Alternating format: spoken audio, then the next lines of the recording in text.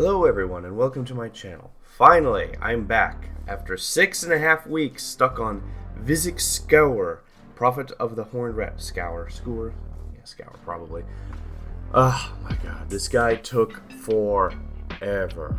Well, anyway, these are all the paints that I used throughout this model kit, and I would also like to point out that normally I don't really focus on the building on this channel, after all, joyful painting, but he could not come together. This model could not actually be assembled, so I did some dry fitting to find out, like, you assemble up to the point where it gets in the way of painting, but I shouldn't have assembled the back piece, but I glued it on because it'd be easier for painting, but his front chest piece cannot fit onto the model at all.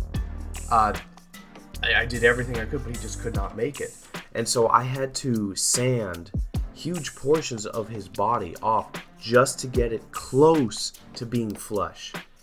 This took me almost 2 hours of carefully sanding, trying to find the right spot, seeing if this would start moving closer. It's possible I might have screwed up the gluing on the back thing, but I genuinely don't think so. And this is like a legitimate massive failure, because if I messed up the gluing on the back piece of armor just a little bit, it wouldn't be a huge gap. We're talking about 2 to 3 centimeters of gap.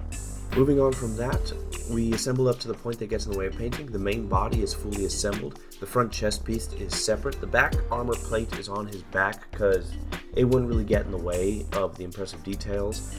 The thing he stands on, the gate, is in its 2 pieces because there's an in and out side. Although looking back, I'd probably have had them both together. The terrain piece thing that the gate is on is separate, and his front chest piece is separate. He has a extra piece of robe that's going to be separate. He has his front right leg that'll be separate. His head is separate, and I kept his horns a bit separate, front part, because I wanted to get into the back there, but ultimately, in the end, it didn't really matter too much, so you could probably fully assemble the head. His sword is separate, his tail is separate, his staff is in its pieces, yeah. And I primed them all with Ultra Matte Black Car Primer. Alright, with Baneblade Brown, Lamian Medium, Wildwood, a new paint, and Rakarth Flesh and Pallid Witch Flesh, we're going to paint his horns. I wanted to try to do this first. Now, I'm going to give you a heads up. It looks terrible, but I make the most of it. So, first off, with Baneblade Brown as a base color, I paint all his horns on his head with this. Then, with Wildwood, with just a little bit of Lamian Medium to help it flow better, I apply it all over the horns to add, the shadow. Now, here's the thing I did not realize. The horns, so I wanted to use dry brushing, and so I went back with Baneblade Brown, started dry brushing, and then dry brush with Rakarth Flesh, then a mix of Rakarth Flesh and Pallid Witch Flesh to try to get it out. The thing is, these horns actually are pretty flat and don't actually catch on dry brushing. Only some of them actually have enough ridges in them to be able to have their depth. And pretty much dry brushing wouldn't really work too well, and so it came out as a foggy mess. But in the end, it really didn't look too good, and I tried to salvage it with some more Lamian Medium mixed into Wildwood to sort of go back into the recesses. However, it looked terrible. However, I am going to pause on this and I will return, and so spoiler for the future, what I essentially did was use what I painted here as a guiding line to see where the ridges and the depths were. Now, after getting absolutely ruined on the first thing I painted, I'm going to swap over to something that I'm actually decent at, robes. So with Rhinox Hide, Horn Red, Mephiston Red, Trollslayer Orange, and Fire Dragon Bright, we're going to paint his red robes. I'll point out that he has the one on his front chest piece. He has an additional piece that I kept separate that'll be draping over his arm, and his back armor also has some. Pay attention to that, because I completely missed that and I had to go back and redo it all separately from what you see, I think. Anyway, so basically what I did is I started off with Rhinox Hide all over, because I kind of wanted I'm just trying stuff, basically. This is also a good chance to experiment. Then once that was done, I took a dry brush and basically I took Horn Red and I used it and just tapped everywhere. This is an easy way to get some texture on things instead of just using the individual fine brush. And then I went with Mephiston Red and basically did the same thing, focusing on the more raised areas and stuff, so you could still see the Rhinox Hide and the Corn Red in the recesses. Now, once a base layer of texture has been added, I won't go back with Mephiston Red because when you paint on a color, it is far stronger and brighter than if you do like this dry brushing stuff or like this pushing in thing with the dry brush. And so basically what it is, I focus on the edges of the folds. It looks like multiple pieces of rags are put together. So I follow the lines that it's created, and once I create like the hard lines, I then start just doing slashes, like horizontal, maybe vertical, break it up a bit because the different pieces could have a different stitching pattern or where the cloth goes. But basically, I'm laying down another foundation of lines for texturing, essentially. Then I move on to Troll Slayer Orange, and basically I follow the lines I previously created, focusing on the ridges and stuff, and then creating like sharp lines through. I want you to know, a good, reliable brush is very helpful for this. Something with a good tip and stuff. And basically I just keep going, slashes in where the light hits the most. That's where I first hit, and then drag out, if that makes sense. And once you have done all that with Troll Slayer Orange, I then move on to Fire Dragon Bright. Now I'm not redoing everything with so Fire Dragon Bright is a much higher highlight color, so I'm going to focus on the most raised areas. We're basically painting dots here and there, maybe occasional lines here and there depending on where they are, but basically they are to make it pop. This color right here is the diamond on a ring. The centerpiece is where the light catches, is what brings it out to be better. Alright, after doing that wonderful masterpiece, watch me do it far worse. Now, with Wildwood, Baneblade Brown, and Rakarth Flesh, we're going to paint the inside. So, according to the box, the inside of his robes, different color. So, first, I already painted Baneblade Brown, didn't bother showing that, and I'm basically covering it with Wildwood to create the base color, which is essentially what the horns looked like earlier. But then I go with Baneblade Brown and I do a texturing all over it.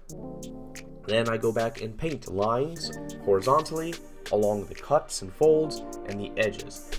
And then, so the problem is, in the red robes, I had like 5 colors, and here I have 2, so I have to make do. So I take Wildwood, water it down with a bit of Lamian Medium and water, and then apply it again to tone down the Baneblade Brown, and then I add another layer of highlights and stuff with Baneblade Brown, and I repeat until I am fine. Then I go with pure Rakarth Flesh, and then I hit the most raised areas and highlights, like the diamond on a ring. The most raised areas and stuff get hit with Rakarth Flesh, and that creates the light values. And so basically with 3 colors, I somewhat closely did what the previous step was like.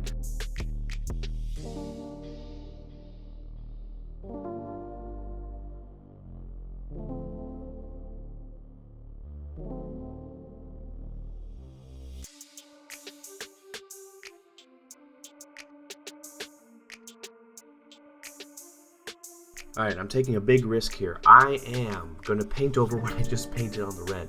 So I'm going to take the Baneblade Brown and Rakarth Flesh, and I'm going to carefully paint symbols. So I look at the box, and there's a bunch of random ones, and they're all like, I don't know, they have meaning. I try to copy the big ones that are in the most obvious places, but the small ones I'm a little more casual with. So basically, Baneblade Brown, painting straight lines. How I try to get the straight lines is, actually I don't even remember, it's been so long. But basically, wherever my brush touches, I pull away from. And so like the arrowhead on there, I start at the arrowhead and I pulled away from it, essentially.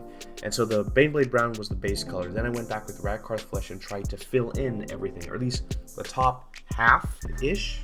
But I realized that the Rakarth Flesh on these symbols is not a bright enough contrast to make the symbol stand out. So I get Pallid Witch Flesh, and I mix a little bit in with Rakarth Flesh and use that for a highlight. And turns out pretty well. Alright, with Rhinoxhide, Castellan Green, Elysian Green, Nurgling Green, and Lamian Medium, which I did not use in the end. So I'm going to paint his cloak that he's wearing. So the impression actually that I got from it was that this isn't like cloth, this is leather. So I'm going to start off with Rhinoxhide all over. Then I'm going to take Castellan Green, I'm going to take, well not all over, but like on half, the bottom half. And then I'm going to take the dry brush. This is just a fast way to just apply a lot of paint in an area. That's why I use it. There's nothing particularly unique. Castellan Green covering the top half. And then when that's done, I then dry brush the Castellan Green onto like the bottom third or quarter. How do I put it? 3/4 down from the top. So like the colors kind of blend together a bit better. And then I want to sort of establish more of the shadows and stuff, so I just create a wash of Rhinox hide and apply it all over to get into the recesses and stuff and such to add more depth. Now, I am a bit disappointed with the dry brushes I got because they didn't seem to last as long effectively. So basically I took a sponge that you would get like from the old Games Workshop like storage boxes. Never use those are terrible. They ruin your paint job. But basically I took Elysian Green, and then I just like tapped it all over and got this speckled effect. Yeah, focus on more raised areas and folds and edges and stuff, and yeah. Then I get Nurgling Green, and I basically do fine highlights on the most raised areas. Don't forget he has like pants up above. Yeah, so don't miss that, otherwise you have to repaint it all. But yeah, Nurgling Green on the highlights. He has some like bits of his leather pants that are like broken or pointed out. Just a dot of Nurgling Green on there should bring it out in detail. And finally, the last thing I did, so basically on the box art, it looks like there's a color transition from a brightish green, or the equivalent on the top of his leather, and at the bottom at the ground, it goes to a brown. So basically what I'm going to do is I'm going to take Rhinox hide. I created a wash. Make sure to use distilled and filtered water for this, because you're going to ruin your paint job if you do that. And so basically apply a layer all over so it gets in the recesses again, and then I start applying more and more towards the bottom area and stuff. And eventually I get this nice color transition of the bright greens to a dark brownish. So I still have all the highlights that I did before. They're a bit more muted now though. Yeah, I think that's fine. You could go either way, because I know some guys like it's darker down there, but they still have like bright highlights that match the dark colors, or bright in comparison. So essentially, made a good color transition of light green to dark. Alright, with XV88 and Morphing Brown, we are going to, so when leather cracks or gets old, let's face it, this guy doesn't have new stuff. Like you've seen it where the inside like sort of opens up and it's this brown stuff. So basically I fill in all these cracks that exist with Mornfang Brown, and I create a few of my own, like with some artistic know-how and stuff. And then I take XV88 and I put it like in some places, in corners, in the recesses. This is weird because I'm trying to highlight recesses in the recess, and so it gives us a view of like cracked, worn leather. And I don't know what I'm doing, so this is a good first try.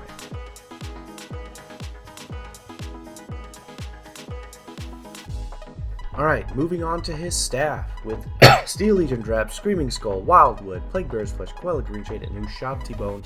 We're going to paint that stick.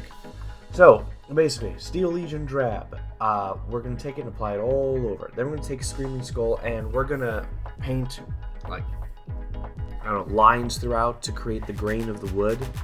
Alright, once we do that, we're going to take Steel Legion Drab as a wash and apply it all over to calm it down.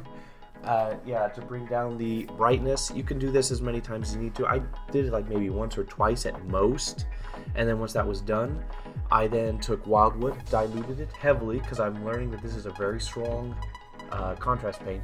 And so essentially his staff has 3 additional colors.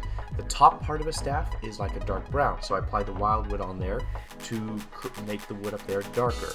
Then in the middle half-ish, I then used Plague Bear's Flesh, watered down a bit, and applied all over, and it created a greenish hue to it. And then the bottom of the staff is more of a bluish hue, so I used Quella Greenshade, which is, it says green shade, but it's like blue with a dot of green in it, so that fit. And then with Ushabti Bone, his staff has like these runes in it. Honestly, I could have probably done like glowing light on these, looking back on it now. But yeah. So Ushabti Bone, and yeah, that's it for the staff.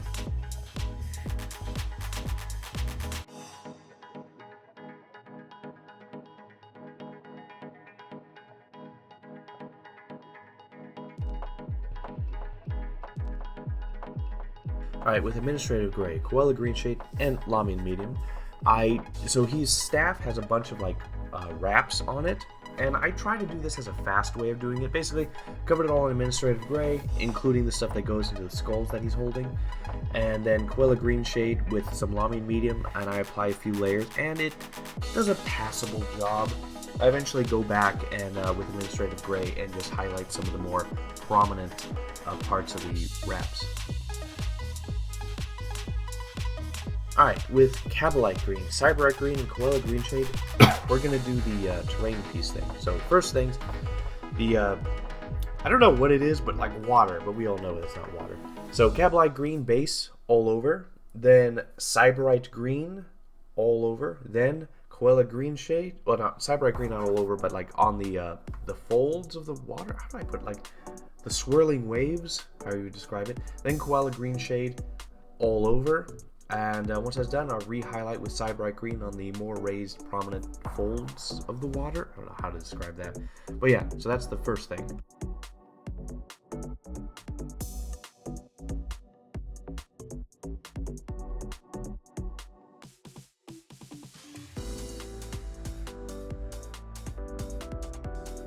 Alright, with Dawnstone and Nuln Oil, we're going to paint the rocks that are surrounding the pool. So basically, I didn't bother showing it, but I basically layered them with Dawnstone first, then pure Nuln Oil on top.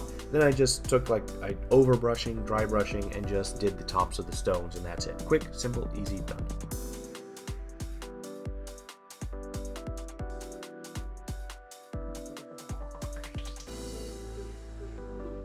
Moving on to the grates. I don't really know what I'm doing, so I'm only getting a few paints at a time of what I can feasibly understand. So, Rhinox hide all over the wood. Then, pure steel Legion drab, I'm painting along the wood grains and stuff. In some areas there is no wood grain, so I make it up. Yeah, that's pretty much it. Simple, easy, done.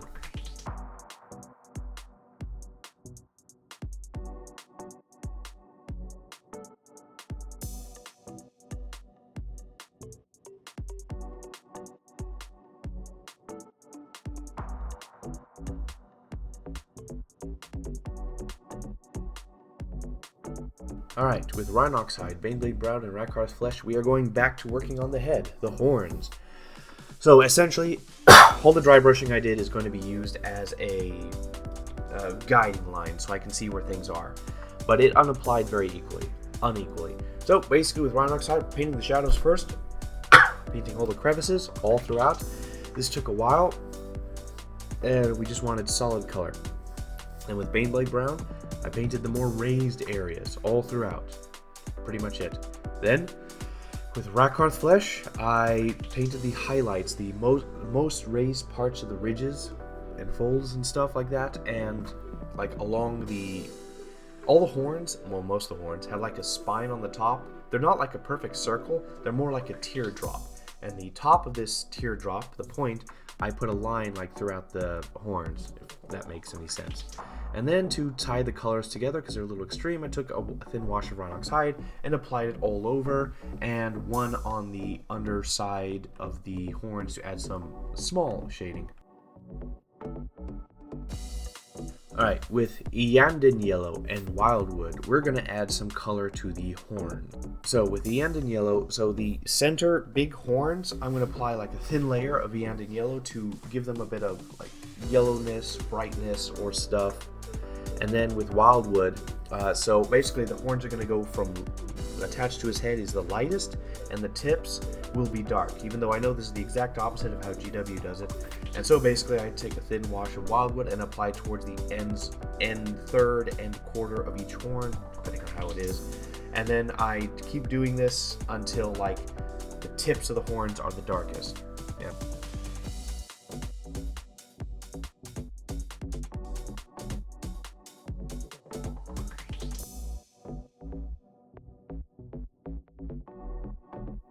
Alright, with Night Questor flesh, Blood Angel's red, Cadian flesh stone, we're going to paint probably the worst part of the model in the end that I did, because it involves round things.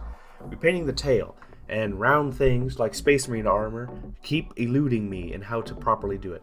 Alright, basically, Night Questor flesh all over the tail. Then I took Blood Angel's red, heavily diluted. This thing is the most pigmented contrast paint GW probably has. I diluted it by a lot, and it just turned it all red. So then I took Night Quester's flesh. Instead of, like you water down your paint with water, what I did was I watered it down with just a little bit of Blood Angel's Red, and that changed it into a color that was close matching the Blood Angel's Red that was already on it. And basically then I did a 1-to-1-ish of Night Quester flesh and Cadian flesh tone to get like a highlight line along the more raised parts of the tail, and like build like the part of the tail where the light is there, it'll be brighter kind of stuff. And then Cadian flesh tone, a very fine line along the rings, and then a little bit on the more raised areas. And then I tried foolishly to tie it all together with a even thinner thing of Blood Angel's Red, and that was a bad call because it kind of undid most of my painting, so I had to redo that. So I'll spare you this. So this is the only thing I'm not really sure on, because I have a huge difficulty painting round things. I have, because I genuinely haven't painted Space Marine, so I haven't really mastered it. I've got like one Space Marine Scout I painted, and he was a pain to deal with.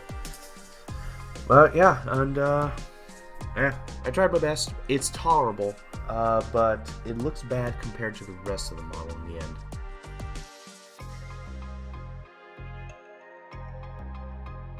Alright, with Eshin Grey and Dawnstone, I paint the horns on his tail. Unfortunately, I didn't get a video of the highlights, so basically I just put them in an Eshin Grey, and then I do the tips of the horns with Dawnstone.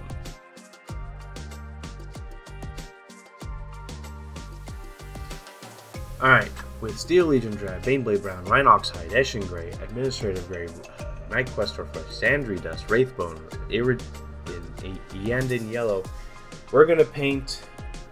Oh, we're actually missing one. Rakarth's Flesh is in here. I also use that as well. Basically, I'm going to paint his fur, not his face, that's going to be a little different, but his upper body and stuff. This is going to take a while, and part of it's irrelevant. So basically, start off with Steel Legion Drab all over. You can skip that. Then I highlighted with Baneblade Brown, and then I created a wash of Steel Legion Drab, and then with Baneblade Brown, I just covered everything up again. and then eventually I realized it wasn't bright enough, so I went with Rakarth's Flesh and basically highlighted everything with Rakarth's Flesh, and then I went with Baneblade Brown as a wash to go over. And so basically I could have just done a Baneblade Brown base and then Rakarth's Flesh as the highlight. And so I continued until I got like a nice color transition there and stuff. But once the Rakarth's Flesh was done, I realized it still wasn't bright enough. So then I went with, whatchamacallit, Wraithbone, I believe that was, yeah. And so here's where things took a long time. With Wraithbone and a fine brush, I painted every single hair on him. I basically did a bunch of slashes. I touched the model and pulled away, and basically created the texture for his fur all over his body. I wanted to try doing mostly like from top down, but in some places it's a little angled and stuff. It depends on the musculature. I don't know, I guessed and made it up as I went along. And then after I did all that, I did another wash of Baneblade Brown to help tie the colors together. And once that was done, basically the base layer of fur was done. So I got the Rhinox Hide, and then I just started painting the thicker fur that was everywhere. Yeah, and that was the base layer for all of that. And then finally, once that is done, I then take Eshin Grey and just apply this all over like the tips of the long strands of hair that flow down, and in some other places. This is more of an artistic thing. And once I had done all that, I went back with Baneblade Brown again, and what I did was highlight all the brown fur, just like little touches, little dots here and there on the most raised hairs that are brown. And then I went and got Administrative Grey, and then did the same thing with the gray hairs, create little highlights and stuff on them as well, along the most prominent hairs, very thin lines and dots here and there. And then after all that, I then went back with Eshin Grey, and what I did is I turned it into a fine wash, and then I started doing like a bunch of artsy stuff. Basically, I applied it directly into like his deep recesses or folds on his body to create artificial shadows. His hand is probably the biggest one, because he has veins and stuff, so I put on the underside of his veins and stuff, very subtle. Went a lot of work into his left hand. But basically I used Eshin Grey as a wash to create artificial shadows between his muscles and stuff in certain areas. And then with Night Questor Flesh, I essentially created into a wash and started applying it in certain areas to add color. This is sort of a dark fleshy color, so I applied it in some places where the hair would be thin potentially to add some more flavor, character to the model. This is all artistic stuff. I mean, good luck figuring it out yourself, but I put it in places mostly where the hair would be thin and stuff like that. I use the box as sort of a guidance for these subtle things. There's always a bunch of subtle things in these models. I also then took Night Questor Flesh and applied it. So on his back he has that brands or whatever. So I applied it around the fur, around his brands, and then I painted the inside of his brands with Night Questor Flesh. Then with Xandri Dust, I then applied this on the top half-ish of his brands thing, and then it was it was thinned down to the point to be a good wash, and then I just applied it on the top and just dragged it down south so it would blend pretty well, essentially. One thing I did a lot in this model is I would take the wash paints, turn them into something almost a wash, but still somewhat a paint. I would apply just a dot of it, and then I would spread that dot around, and it would do a color transition, or glaze, I guess, around there. Then with watered down end in yellow, his fingers are yellow, and so I did a watered down version all along his fingers, a few layers, so it would go from his white hand to yellowish fingers. Don't forget he has a right hand on his staff and such. And then finally I took Wraithbone, and instead of watering it down I added a bit of end in yellow, and so what this did was make it like a highlighted bright yellow, and I used that to highlight his bones, knuckles, and stuff on his hand. Yeah, and that's pretty much it.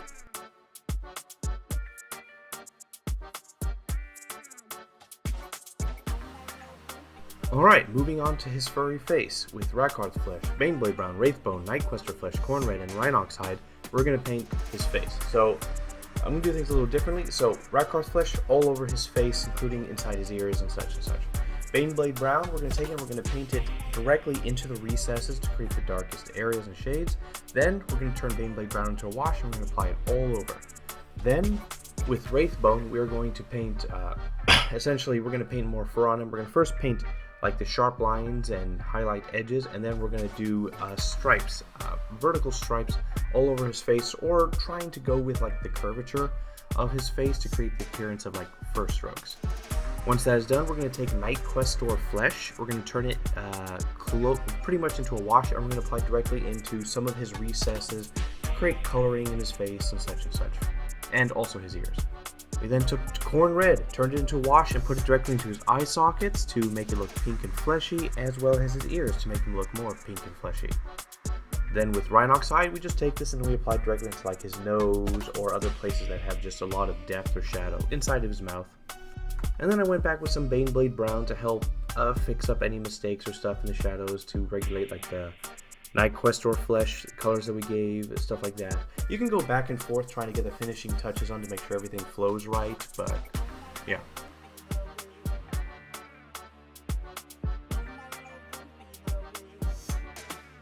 Alright, moving on to that rat's nest of a beard. Rhinox Hide, XV88, Xandri Dust, and Screaming Soul. So, it's very actually straightforward and simple what we're going to do. So, Rhinox Hide on the first like large third of his beard from his chin out, XV88 on the like middle part of his beard, and then Xandri Dust on the edge and tips of the beard. Now what we're going to do for highlights is the places that have Rhinox Hide, we're going to do XV88. We're going to highlight the most raised like tips, edges, very thin fine lines, and a few dots in places to make the color stand out. If you water it down enough, you can build up some layers to add a little bit of transition. And if you notice, we did Rhinox Hide, XV88, and Xandri Dust in like solid chunks. When we're doing this highlight and stuff, it helps blend them in a bit together. Then with the part that's XV88, we take Xandri Dust and we highlight it just like we did Rhinox Hide. And for the part that is Xandri Dust, we take Screaming Skull and we highlight that. And yeah, that's how we did his beard.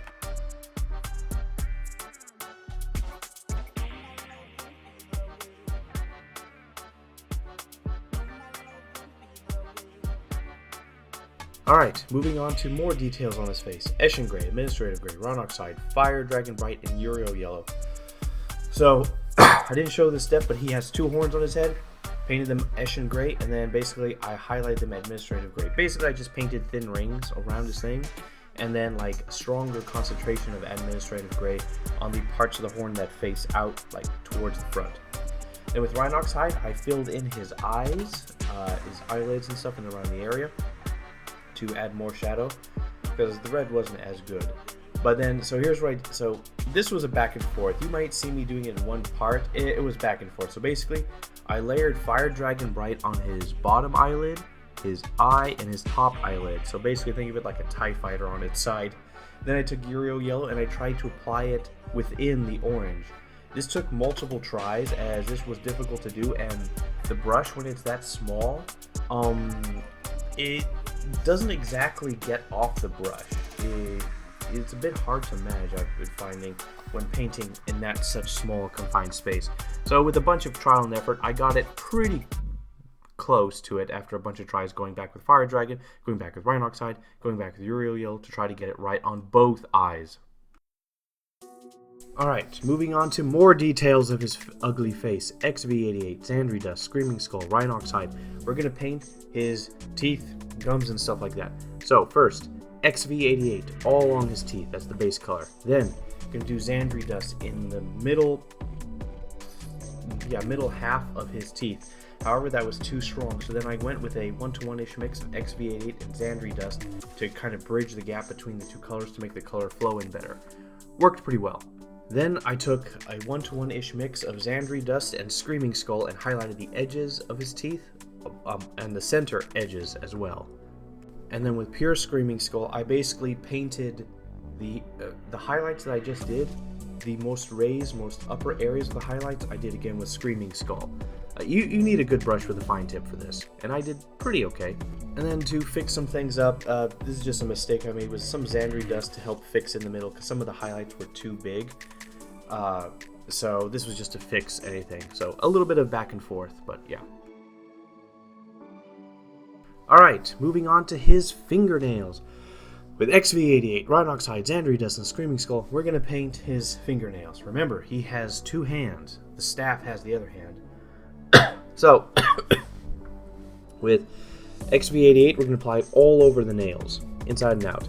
Then, so what we're going to do is take Rhinox hide, and we're going to put it on the bottom, like, third-ish. Then we're going to take a mix of XV88 and Rhinox hide and kind of do an in-between color between the XV88 and the Rhinox hide. And so, if you look at it, it is going to look like hard transitions. It's not going to look nice. But because of the size and shape and like how small it is, we're then going to go with Xandri Dust, and we're going to paint just straight up lines from the top of the nail to the tip of the nail, or however you would say it. And so, we're going to put it on the top, the bottom, and the sides of each nail, and you can even do a little bit on the inside. And so, like north, south, east, west, northeast, southeast, that kind of stuff. And these lines actually obscure the hard transitions, making it hard to pick out. And so you'd have to really stare at it and look to notice that. And so, then once that's done, we're going to take Screaming Skull and do an even finer highlight on the lines we just did with Xandri Dust. The ones that are the highest, most towards the light, we're going to do a once-over with Screaming Skull to enhance it. And yeah, that's it. Simple, easy, done. Alright, with Iyanden Yellow, the nails weren't, they were missing something. So basically, take a little bit of water down of this, water it down because doing 2 coats is better than overshooting with 1. And so I just applied it onto his nails and stuff and gave them a hue that matched the skin on the fingers and made the nails like kind of, I don't know, like glow. I don't know what the word for it would be, but yeah. Alright, with Rhinox hide, XV88, and Xandri Dust, we're going to be painting his feet. So, his 1 foot. So, Rhinox hide all over, including the bottom part. And so basically what we're going to do is I'm going to take XV88 and apply it on the very tip of his hoofs, like the bottom quarter, fifth. And so what I did then was that I went back with Rhinox hide and added a bit of Rhinox hide into the XV88, and then I painted just a solid bar-ish above the XV88, and I kept doing this, so I added more Rhinox hide in to dilute the XV88, so it would go, you could see bars basically.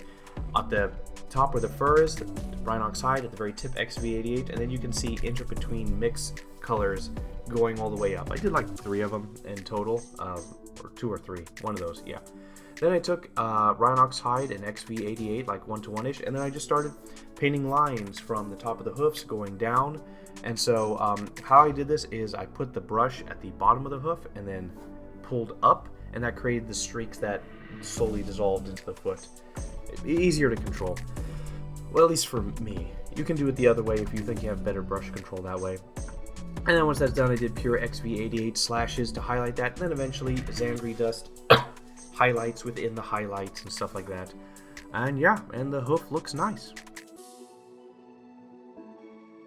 Alright, with XV88, Xandri dust, Screaming Skull, Rhinox hide, and Baneblade brown, we're going to be painting the leather, quote unquote leather, that's wrapped around his sword.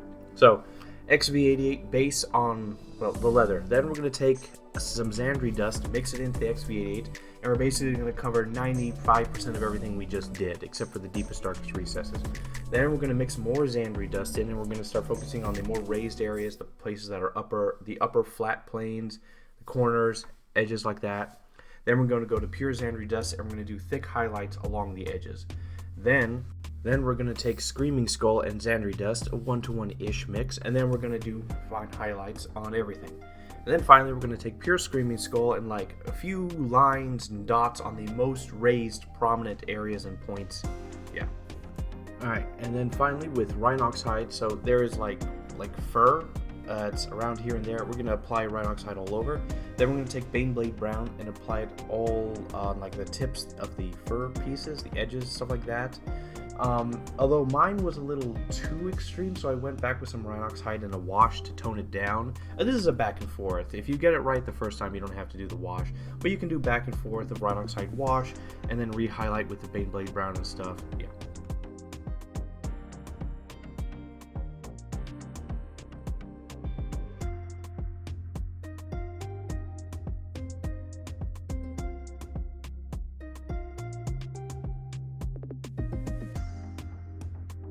Alright, with Pro Acryl White, Baneblade Brown, Lamian Medium, Wildwood, and Screaming Skull White later, we're going to paint the wraps on his sword handle. So, here's the thing.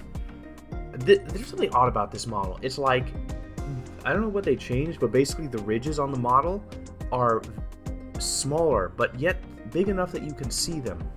And so basically my plan was, there's so many of these fine detail like wraps and stuff, it'd be very difficult to properly paint all them, and it'd also take a long time. So I was like, alright, I'll take the white, I will dry brush, then I'll create a wash with Baneblade brown and Lamian Medium, go all over, and then I will add some Wildwood to add some water down with Lamian Medium and water to add some character, and it should fix it because this has worked many times before, but it didn't. So I adapted. And by adapted, I mean I decided to like do it the long and hard way. So with Baneblade brown and Wildwood, I covered the whole thing with Baneblade brown again. And then I just took Wildwood and a very fine tip brush and just painted in the... Honestly, I made it up. I couldn't even follow a lot of the lines that they made, so I made up my own like depths and stuff. I basically free drawed the depths, or hand drawn, and I went back with Baneblade brown to redo some of the places highlights so that the color would be more solid and stuff, but it still wasn't there. Then I took Baneblade brown and Screaming Skull, mixed it in a bit to create much finer ones, and painted fine straight lines along the top areas.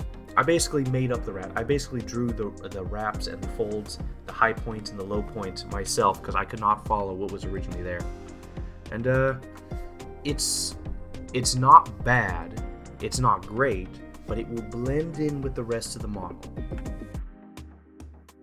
Alright, with XV88 and Thondia Brown, we're going to paint the leather straps that are holding his sword skin thingy, whatever, together on it. Basically, I'm just going to do reverse highlighting here. I'm going to paint all the straps XV88 and then paint the center Thondia Brown. It's faster, easier to do, and yeah. And so with things this small, you want a higher contrast of color so they stand out more separately. You don't want smooth blends on something that's that small.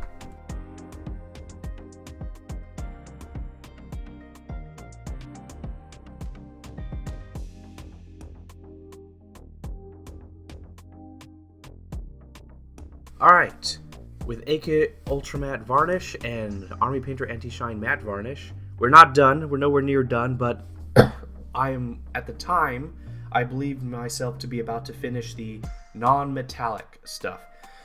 So, with AK Matte Varnish, I water it down a little bit and I apply 2 coats. The reason being, there's a whitening in this, and so if I apply water, it reduces that whitening effect. And basically, I apply it over everything that I've done.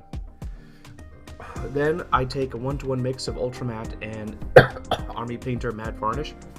It creates a somewhat gloss, I don't know what the term is. It's like, it's matte, but it's also a bit shiny. When you paint with the brush enough, it has its own like texture with or reflection of the light. And so I use this and I put this on his tail and I put this on his horns to give them a little bit of a shine. And then I glued on the front chest plate and all into it. The reason why I want to do this now is because it was so hard to get it attached, even after all that sanding, that I would ruin any paint job that I would do. So I am gluing it on now when the armor pieces are not painted, so I'm not ruining anything. Alright, with Eshin Gray, Dawnstone, Administrative Gray, and Nuln Oil, I'm going to paint his armored chest piece. So, in the picture, it's dark metal, but here's the thing. I'm not good with painting metals. I don't know why, but I can't seem to like wrap my head around them or like envision the right way to do things. But regular colors, yeah, I can do a lot with them. So, I'm going to basically do attempt at an NMN, but not the smooth shading type. So basically, Eshin Gray all over. Then Nuln Oil all over because Eshin Gray wasn't dark enough. Then I'm going to take Dawnstone, highlight all the edges, thin lines on the edges of all the armor plates and stuff, and I'm going to make squiggly lines here and there to show like dents and stuff, draw circles on what are actual dents on the armor. Then I'm basically going to do the same thing and paint within the highlights I just made with Dawnstone with Administrative Gray. And once that's done, I'm going to apply Nuln Oil all over again to tie the colors together, and then I will do a final thing of Nuln Oil on the center of his armor plates are darker than the edges for some reason. Also, the diamond armor pads that he has in the center and stuff, I'm also doing the edges of them, not the centers. And at the chainmail, I'm also doing with Eshin Gray, then Dawnstone, overbrushing, and then Administrative Gray overbrushing on the most raised pieces of chainmail.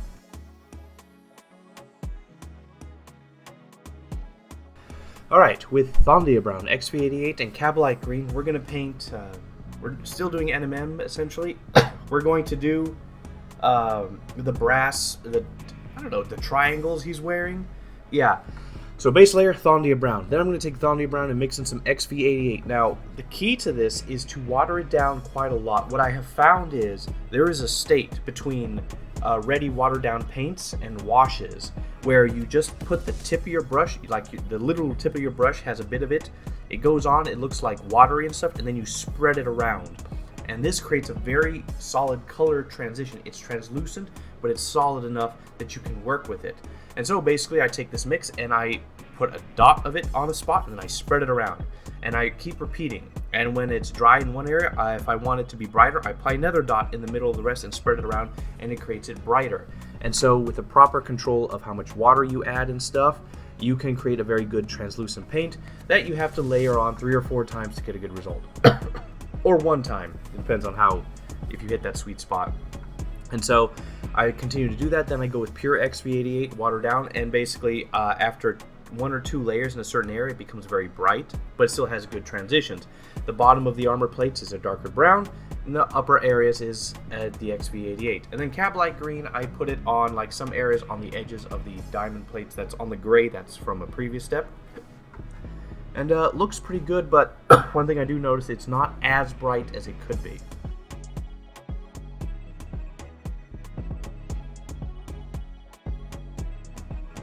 Alright, with Eshin Gray, Nuln Oil, Dawnstone, Administrative Gray, we're going to work on his sword. So, I completely skipped the part where I put in a base layer of Eshin Gray, but you all can imagine what that's like. Then, a layer of Nuln Oil all over the metal. And here's what I do.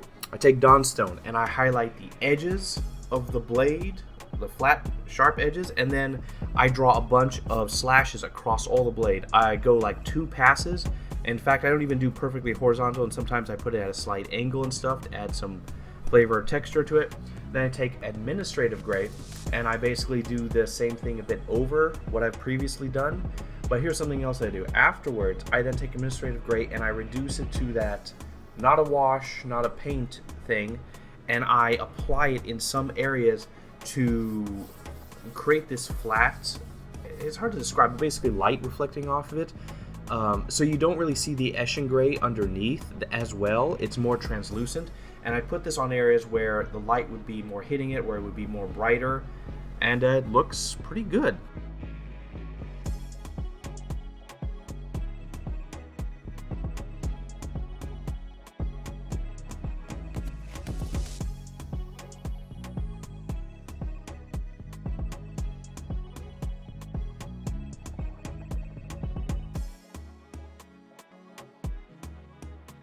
And with Thondia Brown, XV88, Nightquester Flesh, and Bestigor Flesh, I actually bring in later. So the back of his sword has like this thing that covers it. It also has spikes. So basically, and his handle and the guard. Thondia Brown base, then XV88 covering it, a bit translucent, watered down. And then after that, I like paint squiggly lines and highlight edges with pure XV88 to build up some stuff. Because it's translucent, if I keep applying even the same color over the same area, it gets brighter because it gets more full. And so that creates like chips, edging, or like texture to the supposed metal. And then, so I bring in Bestigor Flesh because it's just not bright enough. And Bestigor Flesh is very close to this, and it's a very bright color, and I use it to do the edges of all the stuff and the spikes, and it looks really good. I don't know if I showed this later on, I can't recall because there's so much, but I go back and I think I touch up a few areas of the bronze plating that I did with Bestigor Flesh to add like a light point. And then finally with Nightquester Flesh, I turn it into that state that's between a wash and a watered down paint, and then I apply it on certain areas of the blade. I noticed this from the box art, but the sword has multiple colors, and one of them is like a fleshy brown. And so I put it on the, as far as I can tell from the box art, the recesses. I don't understand the idea behind it or the methodology behind it, but I'm just copying it, but it is interesting. And with my goldfish memory, Bestigor Flesh. Okay, now I actually painted the bronze with this. It is watered down to the point that it's not a wash, but it's not a paint, and I just touch it, a dot on someplace, and I spread it out.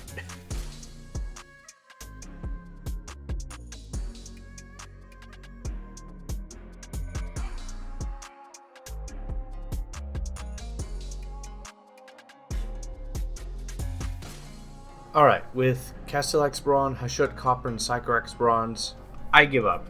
I have no idea how I would NMM these tiny little triangles everywhere. So what I'm going to do is I'm just going to do the darkest color, then I'm going to not dry brush, but like tap tap tap all over with the Hashut Copper, and then Sycorax Bronze, like straight lines along the edges of these. And yeah, I got nothing. Alright, with Cabalite Green, I'm going to... So the metal gates that the gates he's standing on has like a glow, ethereal glow from the pool of whatever. So I'm basically going to add that in. So basically I water it between the point of a watered down paint and a wash, and I apply it all over and spread it out, and it creates this really good transition. I can do 1 or 2 layers of this. It depends on how much you water it down, and it looks like a good ghostly flow. Also, the brass that's on it is done NMN just like the triangles, so it's the same method and recipe, essentially.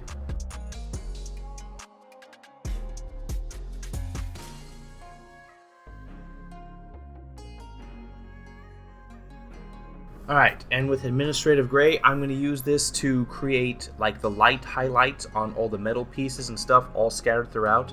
Now, I would like to apologize. I don't know if I actually recorded this or not, because I have this sneaking suspicion that some of my recording is gone, because I recorded so much that my phone that I record this with actually could not record anymore. I had so much video and pictures, and some weird things were happening with the download. It is possible there may be a few sections that might be missing. So I might have not recorded how I made the gate, but basically the gate is made just like everything else that's metal or stuff, and the Administrative Gray is just light highlights. Alright, with Eshik Gray, Dawnstone, Administrative Gray, Nightquester Flesh, Cadian Flesh Stone, and Ungor Flesh, we're going to paint the rats. Oh, and I also have Nuln Oil in here. I forgot to show. Alright, so basically, base layer, Eshin Gray all over. Then with Dawnstone, we're going to highlight them. We're basically going to... So if they have like textured stuff, we're going to do lines and tap, tap, taps. We're going to paint straight lines along their sharp edges, along their spines, their face, the tip of the ears, and stuff like that. Then we're going to highlight that again with Administrative Gray. And there are a bunch of different rats everywhere with different shapes and stuff. But basically focusing on the sharp edges, the tops of their fur, tips of their fur and stuff. And once that's done, we're going to go with the tail, or after that, so some of the rats you might mess up because they have weird bodies or the texture might be a bit weird here and there. So what you will do is with Nuln Oil, pure because it's thin enough, we're going to apply a light layer of it. We're not going to drown it, but on the rats. And essentially what this is going to do is it's going to really like fix any mistakes that we might make with regular lighting and stuff. So it's a fix-up for something this small. And you can go back with Administrative Gray and put a few dots here and there on their most raised parts, shoulder blades and stuff like that. But moving on, Night Questor flesh all over the tail and their paws and hands and on their nose, like a dot on their nose. And inside of their ear. Now, because these guys are so ridiculously small, we're going with high contrast. We're going from Night Questor to pure Cadian flesh tone. The rings around the rats, we're just painting a stripe or a line around their tail as best we can, more like a crescent because we don't have to paint the bottom, it's not visible usually. We're going to paint a top line on each of their paws and their little fingers, and a dot on their nose, and a dot on the bottom parts of their ear, essentially as best we can. And then with Ungor flesh, we're going to put a drop of each on the eyes to show the eyes, bright contrast, yeah. And yeah, that's a bunch of rats. Oh, and just FYI, some of them are carrying a Warpstone. We will do that in a later step.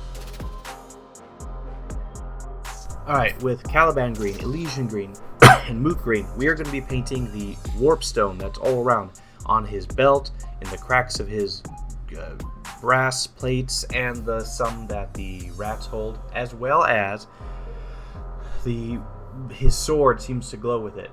So, Caliban Green base, we're going to paint it into the crevices of his brass triangles, as well as the stones everywhere. There's two mice, one is chewing on one is holding one. As well as, what should I call it? And then we're going to take Caliban Green and we're going to bring it down to the in-between a wash and a paint. And we're going to apply a little dot of it onto his sword, the flat part of his sword, and just spread it out and create this dark color here. Yes. And then we're going to focus on the sword. We're going to take Elysian Green and we're going to paint it around, basically the same process. We're going to take a small drop of it of the in-between a wash and a paint. I think it's a glaze, actually. It might be that. I don't know the exact word for it. But essentially, we're going to put a few dots here and there and spread them out. Randomness and stuff will create some interesting light patterns and stuff like that and make it look cool. Then we will take Moot Green, that's kind of the same, and we'll place it on a few spots that are on the runes that are around there. The sharp parts of the runes and stuff. And yeah, and it looks pretty good. And also, don't forget the gold, the brass gold thing up above. Yeah, it looks great. Hey. Alright, and then with a 1-to-1-ish mix of Caliban Green and Moot Green, we're going to fill in the crevices of his plates, and we're going to basically paint the stones, the top 2/3 of each of them. And I would also like to point out that his belt around his waist also has all these, and it was a nightmare to try to get in there with the cloak surrounding it, so that was quite a challenge.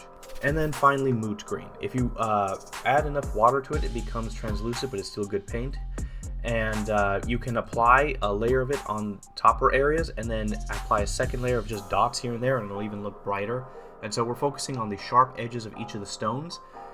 And then once we got all that done, we're going to water this down until it is a wash, and we're going to carefully apply, well, not a wash, I think a glaze. I think it's a glaze, between a paint and a wash. I think it's called a glaze. And we're going to apply it on the edges of each of these cracks, just a dot, and we're going to spread it out, and it'll create the glowing effect. And yeah, just like that, it is done. Oh, also, and Elysian Green, so he has these like triangles that are on his shoulder pads on the right and left, front and back. And we're basically just going to take some Elysian Green into a glaze and then apply it around the triangle. I kind of messed it up a little bit, it was a little too strong, so I went back with the black colors to fix it in. But yeah, so just FYI, just mimicking the box art. And then we begin final assembly, which takes some time.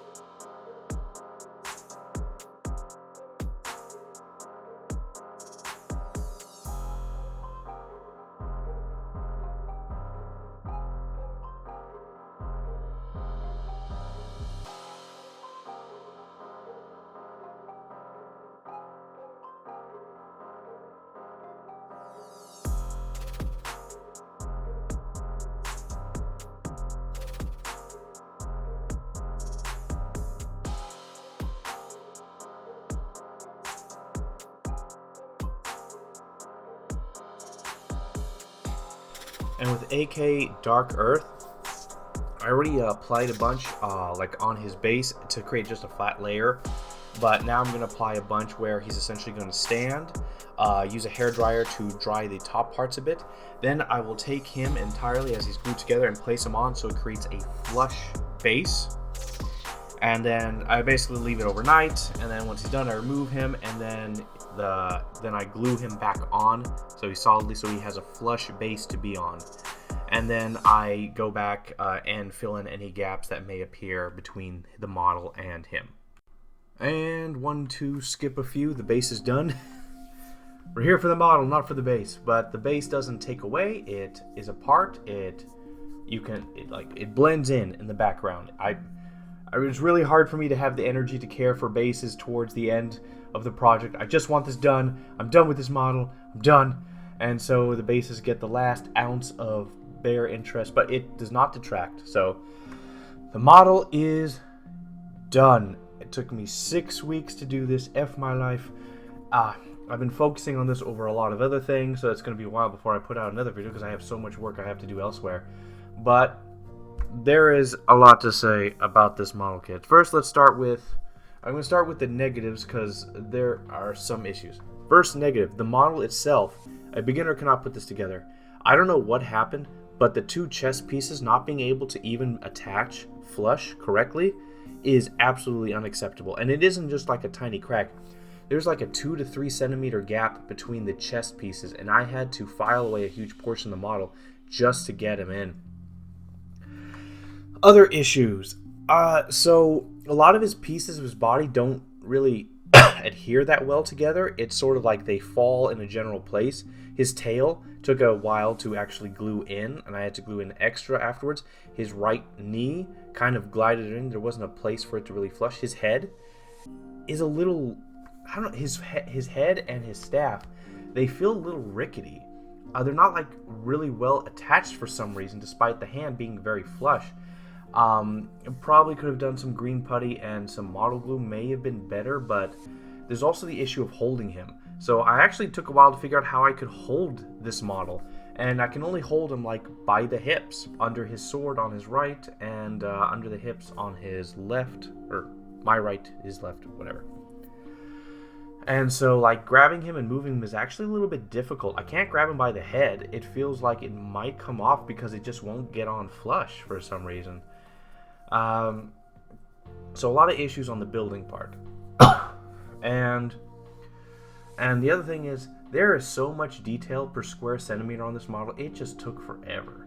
I mean, sure, I went hard, and so can't really hold the model accountable for that. I mean, I added and created detail. I created the stitching. I created the bad leather. I created the fur effects on his body.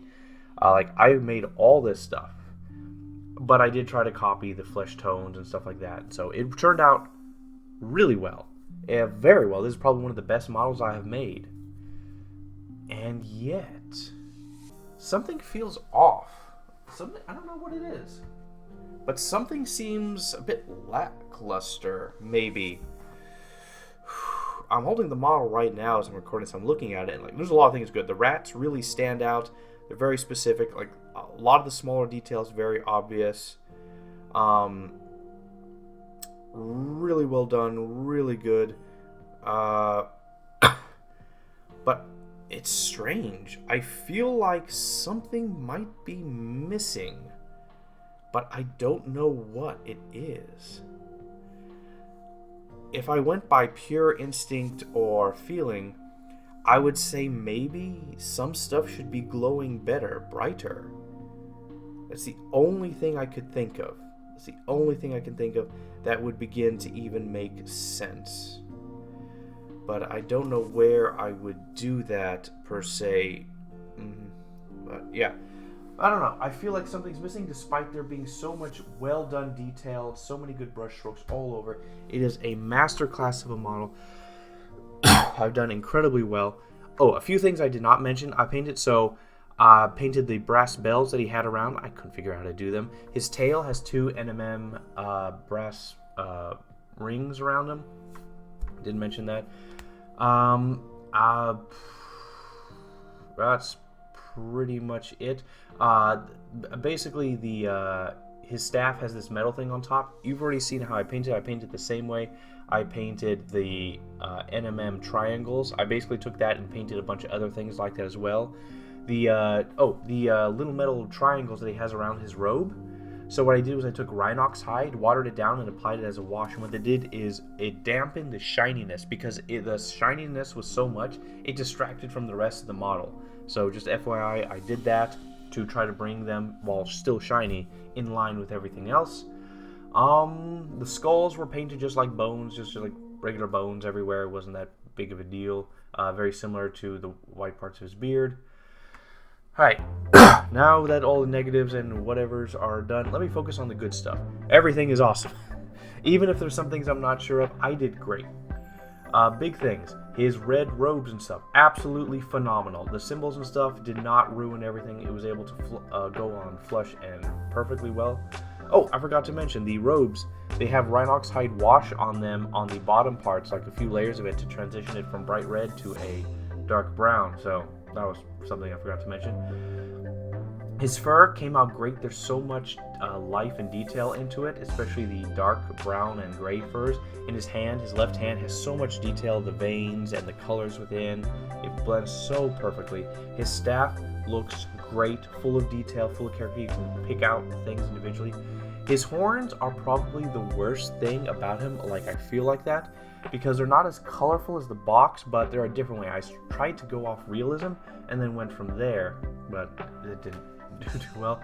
His armor, his metal, the metal turned out pretty good. The only issue is the NMN stuff is not as bright as it could be, but it looks good. Clear, concise, lots of flavor and color. Next, I really like his sword. His sword came out incredibly, except for the handle. The wrapped handle is the worst part about it. But the blade, incredible. The lighting on the blade, incredible. The rats on the top of his staff look great, and the other rats look great as well. There's his cape, a robe of cracked leather, looks great. It's phenomenal. But here's the thing. There are some things on this that look so great that the things that are not as good stand out heavily. The base just is there, so it's not a negative per se. Man, this is lovely. This is actually really, really good. I really like this. And it just took me 6 weeks, a month and a half. I have my own army to paint. I have so much coming out. He's on eBay, by the way, but I'm selling him at a price of where, like, you have to persuade me to let him go because it took so much time. And he looks good. He looks good. He even looks good without a bright light shining on him. I learned a lot. I think what I discovered on my own is glazing. I think that's what a glaze is. I discovered a bunch of things that worked. A lot of nice colors. I have to replace a few paints though. He turned out great. He's absolutely phenomenal. Vizzik Skour, he is awesome. He just took me forever. Could I have done him faster? If I was jobless, yes. Could I have done him faster at lesser quality? I was like, I made this hard on myself. I'm the one who made his robes have extra stitching or cracking. I'm the one who made it visible that he had individual fur. I'm the one who made this worse for me, but I'm still blaming him. Screw you, GW. So much So much detail per square centimeter on this gigantic rat that is about 8 inches tall-ish with the staff. Yeah, and yeah, what a model, what an adventure, what a frustrating time. Alright guys, I am taking too long. This is like such a long video. Oh my god. Watch it in parts, watch it whenever you can. Yeah, so like the video if you like the video, share if you want to share it, and I'm going to take a brief hiatus because I have neglected a lot of the things, but then I'm just going to pump out a bunch of single characters, and so there's going to be a lot of videos coming out after a break. So, I'll see you when I see you. Have fun, and bye.